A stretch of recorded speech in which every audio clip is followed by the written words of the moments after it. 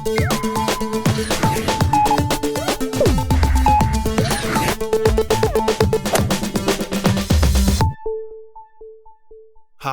I'm Kenny Joya. Welcome to another one of my tutorials. In this video, I'm going to show you Screensets, or the track views Screensets in Reaper. Now to get to Screensets, we'll go to our View menu and go right down here to Screensets/Layouts. We could also use the keystroke Control-E on the PC or Command-E on the Mac. If we choose it, it opens up this dialog. If we hit that keystroke, it hides it, or hit it again, it shows it again. Now there's two different types of screensets. There's the Windows screensets and the track view screensets. In a previous video, I showed you the Windows ones. In this video, I'm going to show you the track views ones. Now the biggest difference between both of them is the Windows screensets are global. They work based on your system. So any screenset you set up in here is going to work in any project. But the track views is project-based. So you can have completely different ones for each project. And as you see the parameters, it'll make more sense. Now, like the Windows screensets, we have 10 to choose from. And there's 3 of them already set up with keystrokes, F4 through F6, which we can use for loading, or we can add in Shift to save them. But it's a lot quicker to set up keystrokes, so you don't have to keep opening up this window. Now, if you want to set up keystrokes for all 10 of them, or just change them, go right here to Edit Shortcuts, and the Actions menu opens up where we can assign different keystrokes to every screenset. So let's get started. If we choose the first one, hit Save, and we can see all the parameters that are going to affect this screenset. We could choose all of them, or just a few, or just one. So let's keep it simple and pick one. The track cursor position, let's uncheck these, and let's put our cursor right at the beginning of our song, right here. Open the screensets, choose to save this, and we'll name it Start of Song. Hit Save, and now if we move a cursor over here, we could save that spot as a different name. Let's call this the chorus, or chorus 1. So now we have 2 screensets that are saved. If we choose this one, either hit load or just double click it, it goes back to the start of our song. But if you notice, we're not seeing it. We have to scroll over. Let's move this over here so we can see it. Choose this one, and it goes over here. So if they're on our screen, we can see where it moves to. It's going to move either way, but sometimes if you're too far over and you choose it, you can't see where it is. That's why it's a good idea to add in the next option. Track scroll positions. If we add this in, and now we choose it, it jumps back to that scroll position. In addition to moving the cursor, go to chorus 1, it moves that as well. So it can be very useful for jumping around to different parts of our song, as it moves the cursor and also the scrolling at the same time, which is kind of better than markers. Now the next option is horizontal zoom. We can use this to create zoom presets. Let's go down here to our vocal. Now let's say we want to zoom in this much and have that be zoom preset 1. Let's clear these 2. Let's save it. And this time let's choose horizontal zoom. We'll name it normal. And let's zoom in more. And we'll call that zoomed in. And let's zoom in even more. And we'll call that zoomed in even more. So we can recall that right from here. Normal, zoomed in, and zoomed in even more. So if you want to set up presets based on exactly how zoomed in you want to be, you can do it right here. Let me give you an example. Let's say we're working on S sounds, and they're about this big right here. So if we choose this size, We can then save it here, de-essing. And now we can jump around to different sections, like over here, hit that, and it zooms in to just the perfect size for de-essing. So it's very useful for creating zooming presets, although it can be combined with the first two. Track cursor position and track scroll positions. For instance, let's say we want to keep working on this one note right here. So we want to name it.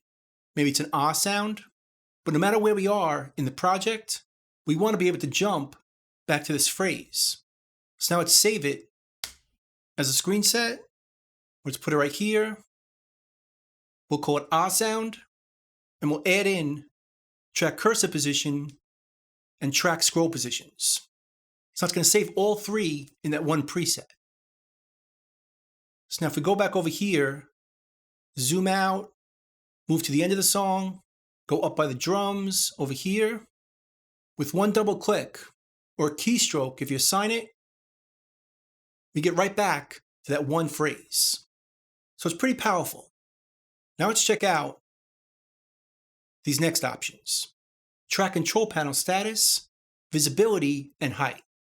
Let's start off with height. Let's say I wanted to save the drums at a certain height.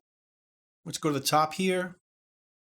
Let's make our kick and our snare about this big, just big enough so we can work on editing them and only see drums on our screen.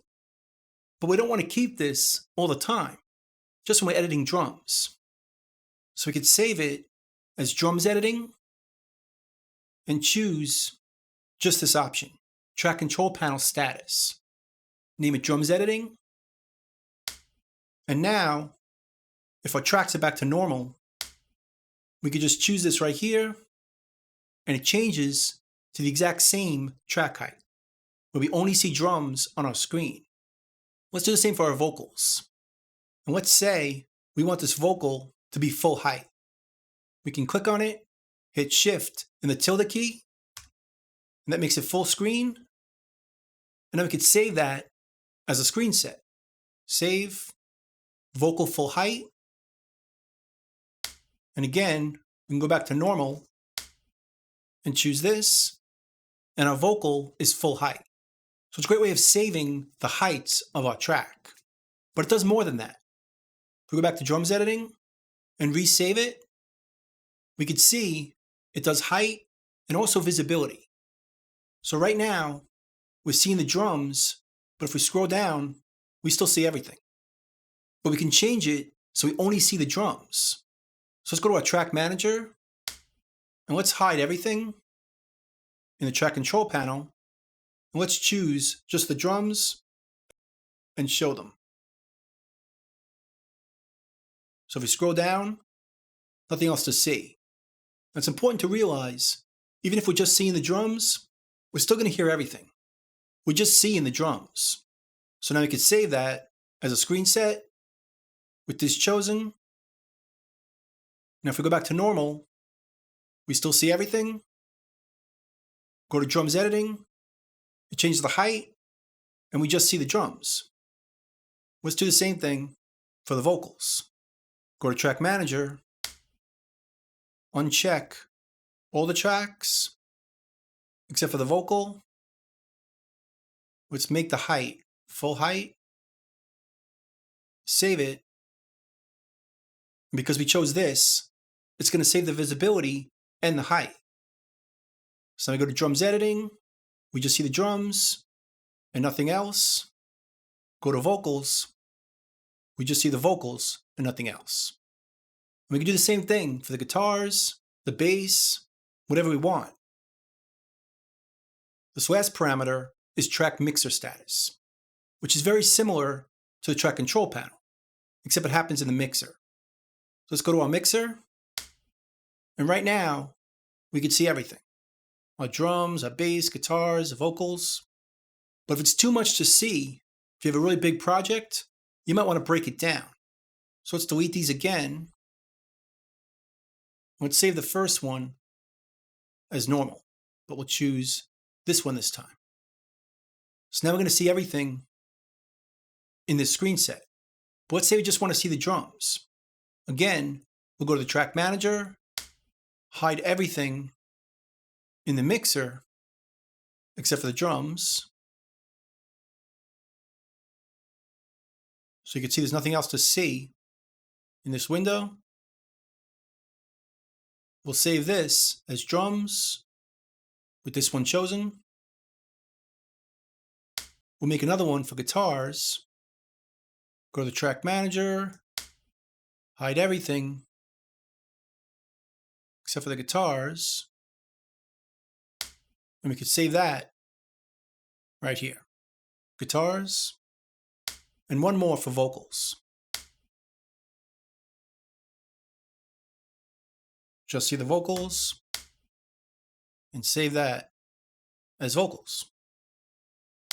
And again, very quickly, if you want to rebalance the drums, just click this and we just have drums, or the guitars, or the vocals. Or if you want to see everything, go back here.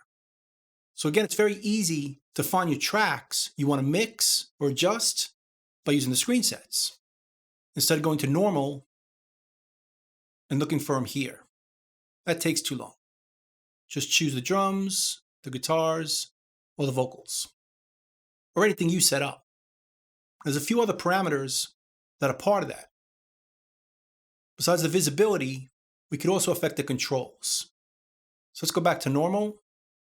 And let's say we want to see different controls on each track.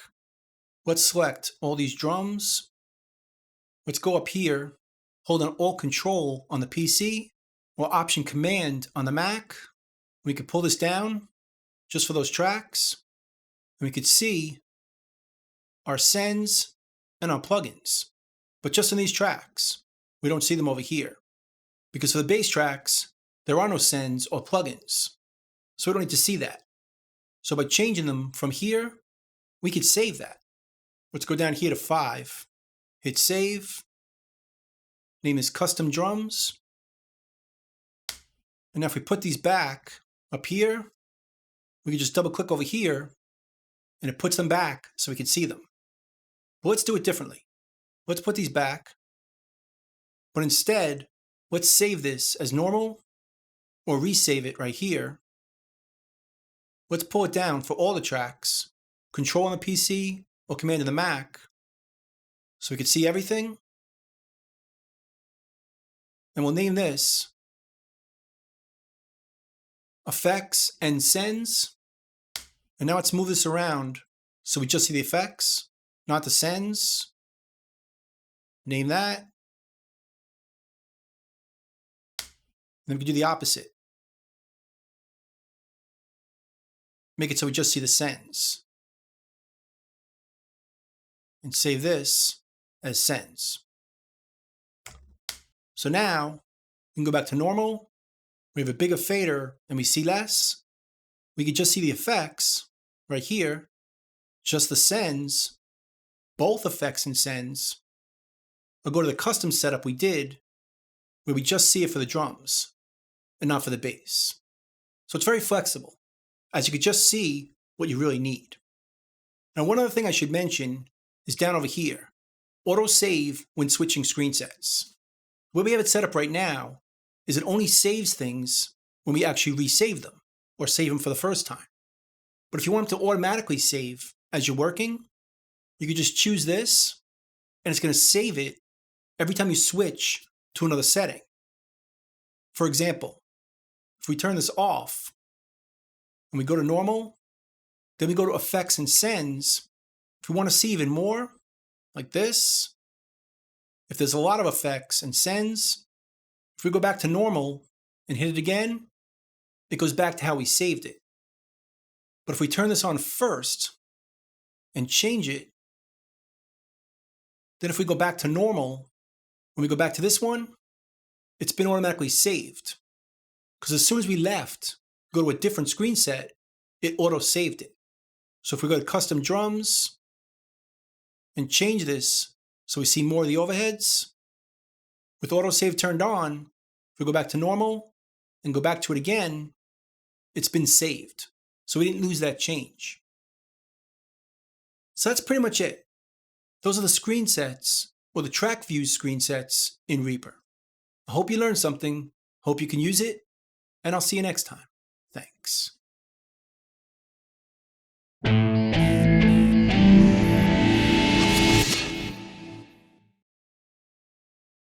Bye.